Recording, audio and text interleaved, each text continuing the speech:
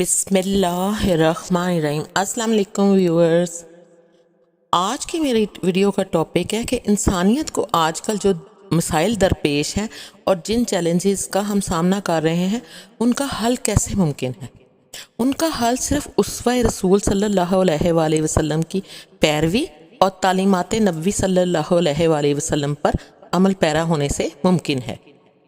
چھٹی صدی عیسوی کے آخر میں جب گھٹا ٹوپ اندھیری رات تھی، گمراہیوں اور ظلم و ستم کی گھٹائیں چھائی ہوئی تھیں، تب فخر موجودات، سرور کائنات، محسن انسانیت حضرت محمد صلی اللہ علیہ وآلہ وسلم کی ولادت اور بعثت سے ایک عظیم انقلاب رونما ہوا۔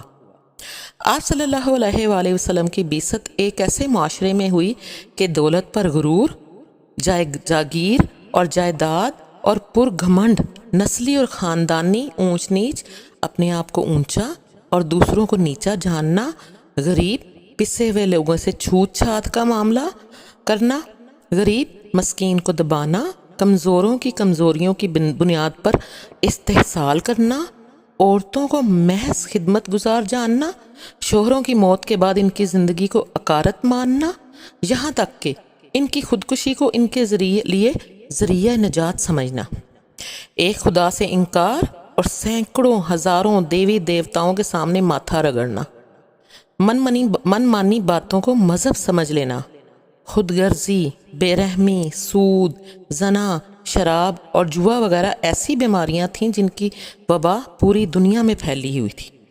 عرب کی معاشرت ان عام بیماریوں کے ساتھ بیمار معاشرت تھی۔ پھر یہ بھی خطرناک بیماری لاحق تھی کہ یہاں باقاعدہ کوئی حکومت نہیں تھی، ہر قبیلہ اپنی جگہ آزاد تھا۔ دوسرے قبیلے کو ناپاک، غیر اور مد مقابل جاننا، انسانی خون سستا اور ہلکا سمجھنا ان کا قومی مزاج بن گیا تھا۔ اس دور کے علاج کے لیے ایک بہت بڑے سماجی انقلاب کی ضرورت تھی۔ حضرت محمد صلی اللہ علیہ وآلہ وسلم نے جیسے ہی بیدار مغز، صالح جوان کی حیثیت سے انسانی معاشرے میں قدم جمایا، ہر مرحلے پر آپ صلی اللہ علیہ وآلہ وسلم میں خالق حقیقی پروردگار کی عبادت و پرستش کا شوق بڑھا۔ قوم کی ابتر حالت بھی آپ صلی اللہ علیہ وآلہ وسلم کے دل کا درد اور جگر کا سوز بن گئی۔ یہ درد و سوز آپ صلی اللہ علیہ وآلہ وسلم کو ہر وقت بے چین اور مضطرب رکھتا۔ کوئی معمولی نسخہ شفا اس درد کے لیے کارگر نہیں تھا۔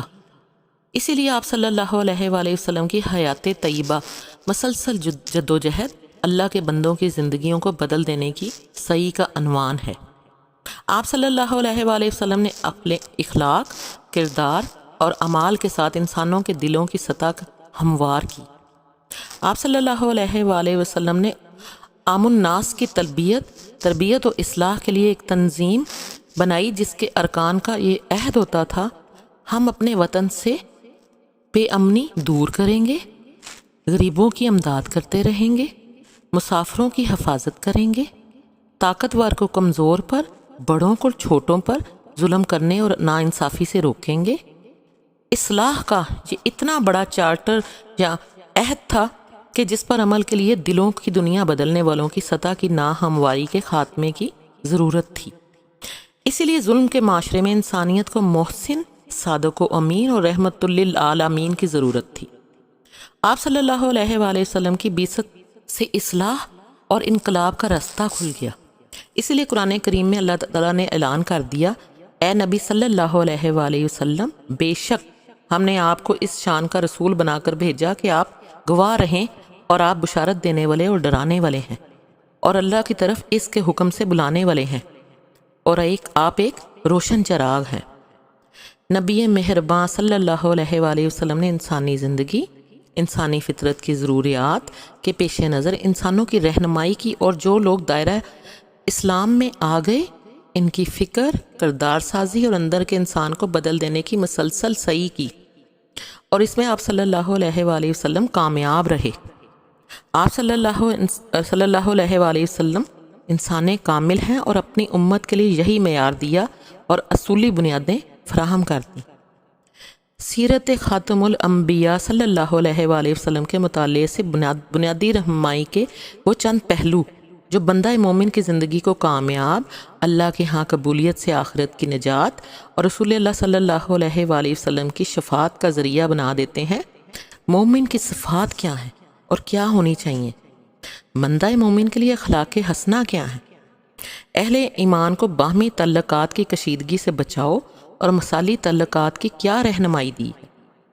احادیث مبارکہ کی روشنی میں یہ رہنمائی، آگاہی اور ذہن نشین کرنے اور عمل میں ڈھالنے اور پلے باندھنے والی چند تاکید اور تذکیر کی تصویریں اسوہ رسول صلی اللہ علیہ وآلہ وسلم اور تعلیمات نبی صلی اللہ علیہ وآلہ وسلم کی روشنی میں آپ کی خدمت میں پیش کر رہی ہوں، جو ہر عہد کے مسائل اور چیلنجز میں انسانیت کے لیے روشنی کا مینار ہے۔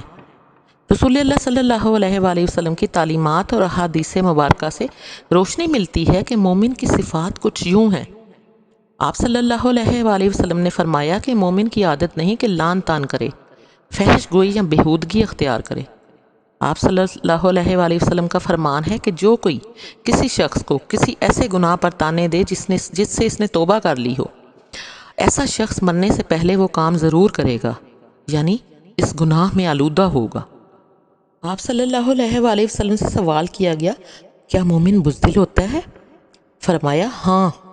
پھر سوال ہوا، کیا مومن بخیل ہوتا ہے؟ فرمایا ہاں۔ سوال ہوا، کیا مومن جھوٹا ہو سکتا ہے؟ نبی مہربان صلی اللہ علیہ وآلہ وسلم نے فرمایا، مومن جھوٹا نہیں ہو سکتا۔ اللہ کے رسول صلی اللہ علیہ وآلہ وسلم نے فرمایا کہ مجھے اس طرح نہ بڑھانا جس طرح نصارہ نے حضرت مسیح کو بڑھایا۔ میں اللہ کا بندہ ہوں، بس میرے حق میں تم یہی کہا کرو کہ آپ صلی اللہ علیہ وآلہ وسلم اللہ کے بندے اور رسول ہیں۔ آپ صلی اللہ علیہ وآلہ وسلم نے فرمایا، ماں باپ کو گالی دینا بہت بڑا گناہ ہے۔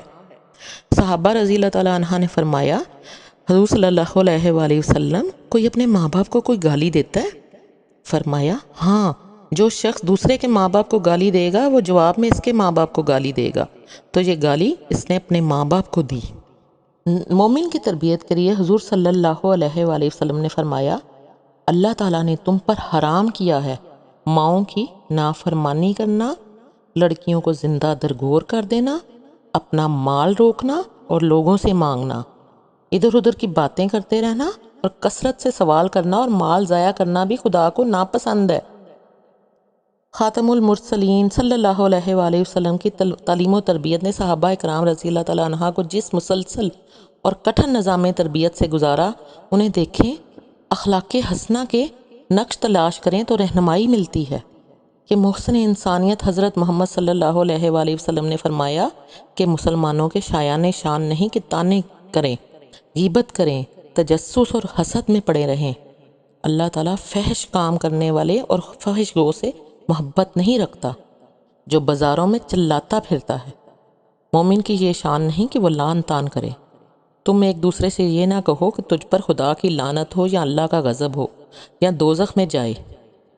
آپ صلی اللہ علیہ وآلہ وسلم نے فرمایا کہ میں لوگوں کو دھتکارنے، لان تان کرنے نہیں بلکہ رحم کرنے کے لیے بھیجا گیا ہوں۔ قرآن اعلان کر رہا ہے کہ آپ صلی اللہ علیہ وآلہ وسلم رحمت للعالمین ہیں۔ مسلمان کو گالی دینا فسق اور بلا جواز جنگ کرنا کفر ہے۔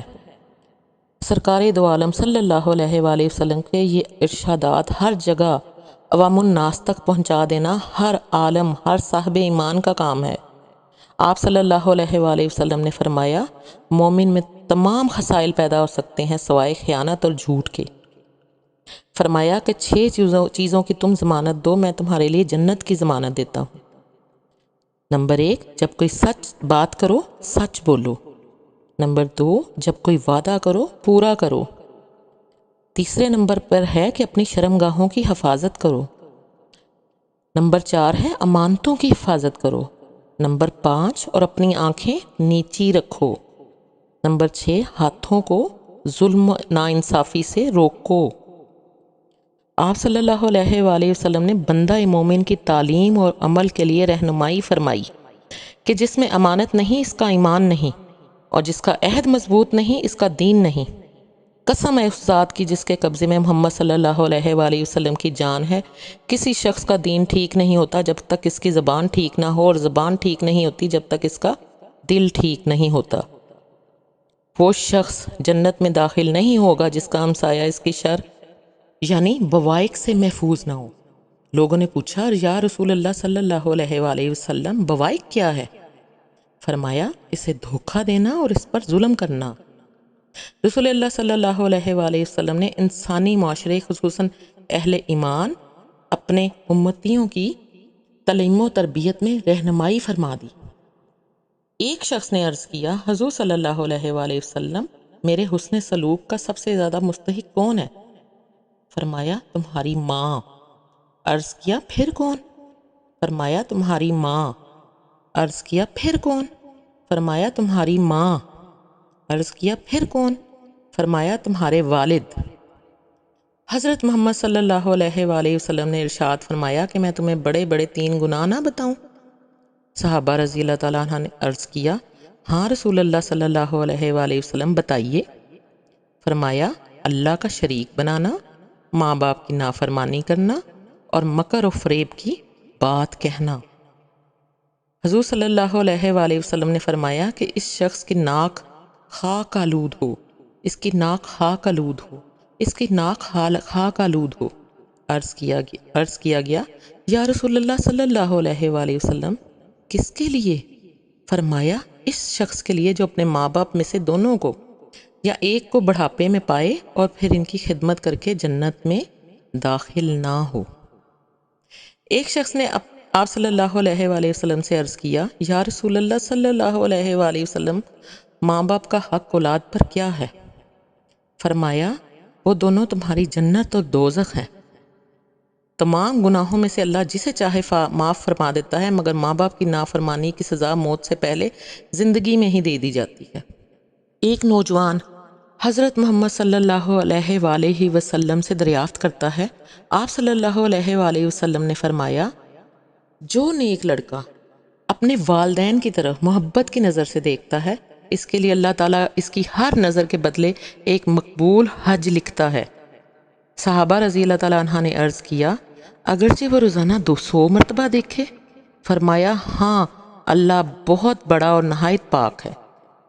رسول اللہ صلی اللہ علیہ وآلہ وسلم کے اسوہ حسنہ اور تعلیمات نبی صلی اللہ علیہ وآلہ وسلم پر مبنی یہ ارشادات و فرمودات بلا شبہ معاشرتی، تہذیبی، آئلی، دینی، اخلاقی غرض ہر شعبہ زندگی میں انسانیت کو درپیش مسائل و چیلنجز کا بے مثال حل پیش کرتے ہیں اور ایک ایسے اسلامی فلاحی معاشرے کی اساس و بنیاد ہے جو انسانیت کے لیے فلاح و کامیابی کا چشمہ اور آخرت میں نجات کا ضامن ہے۔ اللہ تعالی ہم سب کو دین اسلام کی صحیح تعلیمات پر چلنے اور قرآن اور اللہ تعالیٰ کے رسول صلی اللہ علیہ وآلہ وسلم کی سنت پر عمل کرنے کی توفیق عطا فرمائے۔ اللہ تعالیٰ ہم سب کی زندگیوں میں آسانیاں پیدا کرے، دوسروں کے لیے آسانیاں پیدا کریں۔ اللہ تعالیٰ خود آپ کے لیے آسانیاں پیدا کرے گا۔ دعاؤں میں یاد رکھیے گا۔ اگر میری ویڈیو پسند آئی ہو تو اسے لائک کر دیجیے گا، میرے چینل کو سبسکرائب کر دیجیے گا، اپنا اور اپنوں کا بہت خیال رکھیے گا۔ جزاک اللہ۔ اللہ حافظ۔